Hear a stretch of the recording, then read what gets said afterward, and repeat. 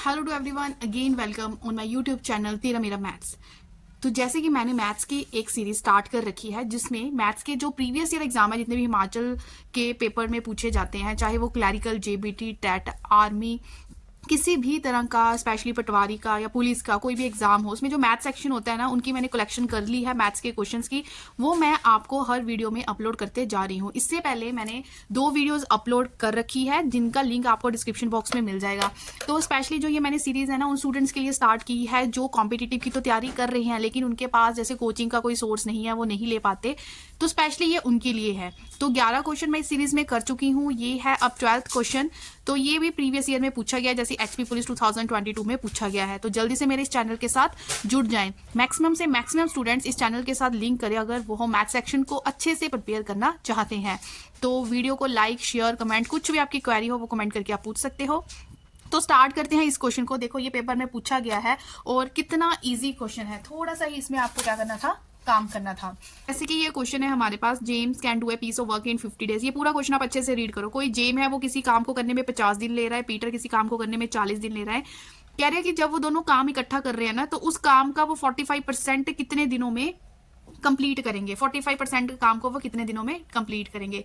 अब जब भी टुगेदर की बात आ जाए ना, तो सबसे पहले मैं आपको एक शॉर्ट ट्रिक बता रही हूँ। शॉर्ट ट्रिक ये है, इसको आप अच्छे से नोट कर लें कि जब भी ए और बी हमें दे रखा हो और ए और बी के टुगेदर की बात हो रही हो कि दोनों मिलके कितने दिनों में इकट्ठा काम कर रहे हो, तो आपने उसका फॉर्मूला नोट कर लो। तो उसका टुगेदर वाले का फॉर्मूला होता है A B upon A plus B. तो यहाँ से उनका टुगेदर काम निकल जाता है। ठीक है, ए का कितना है, समझो जेम्स मेरे लिए ए है, तो ए की वैल्यू यहाँ पे आ गई 50। बी कितना है, बी मेरे पास पीटर है 40, यहाँ पे आ गया 40 50 90। ठीक है, तो यहाँ से मेरा जो निकल के आ गया 200/9 डेज ले रहे हैं जब वो दोनों इकट्ठा काम कर रहे हैं। इसको आपको आगे फ्रैक्शन या डेसिमल में बदलने की जरूरत नहीं है, क्योंकि हमें ए और बी का ये नहीं पूछा कि ए और बी दोनों मिलके किसी काम को कितने दिनों में खत्म करें। अगर तो ये पूछे तो ये काफी बार ऐसे पूछा गया है, तो इसका 200/9 डेज आंसर आ जाएगा, लेकिन वो सिर्फ 45% काम पूछ रहे हैं। ठीक है, ये है जो ये वैल्यू निकली ना टुगेदर, ये सारे काम किया, होल वर्क, ये पूरे काम किया। होल वर्क को आप 100% बोल सकते हो। जब वो पूरा 100% काम करते हैं ना, तो इतने दिनों में करने हैं। ठीक है, हमें जाना है 45% पे। 100% इतने दिनों में है, 1% कितना हुआ 209/100। हमें जाना है 45% कितने दिनों में कर रहे हैं, तो 209/100 इंटू 45। जस्ट आपको इस कैलकुलेशन को क्या करना है, सॉल्व करना है।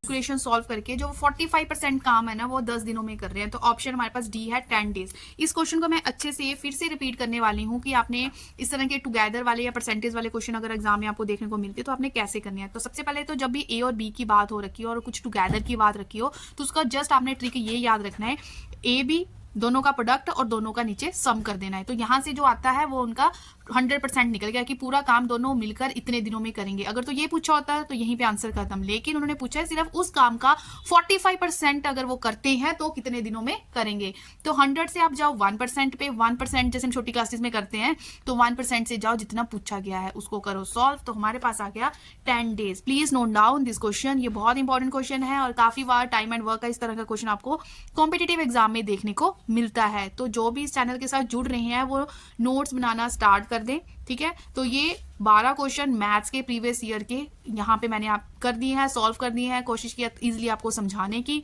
अब हम जो नेक्स्ट क्वेश्चन है वो किसी कॉम्पिटिटिव में तो नहीं पूछा गया है, लेकिन इंपॉर्टेंट क्वेश्चन है, उसके जैसा कॉम्पिटिटिव एग्जाम में पूछा गया है, तो वो भी अच्छे से नोट डाउन कर लें।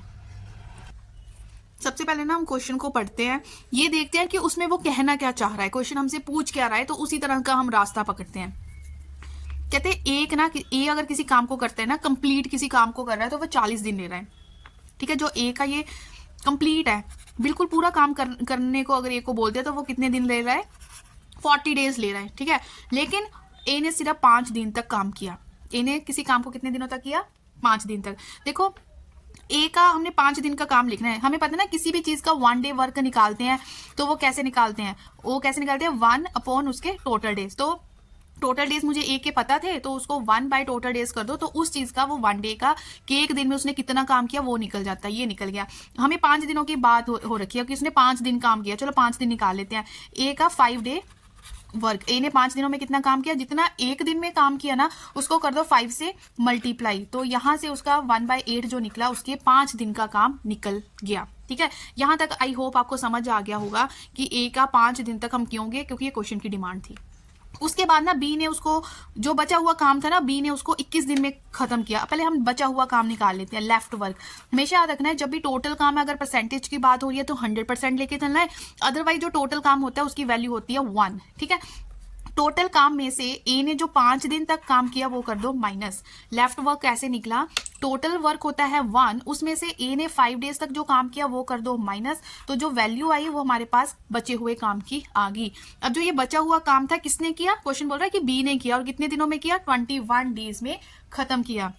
बचा हुआ काम में 7/8 work done by be in 21 days. ये आपको समझाने के लिए मैं ऐसे स्टेटमेंट्स लिख रही हूँ, अगर आप प्रैक्टिस करोगे तो लिखने की ऐसी जरूरत नहीं है। ठीक है, अब हमने कहाँ पे जाना है, दोनों के टुगेदर पे जाना है।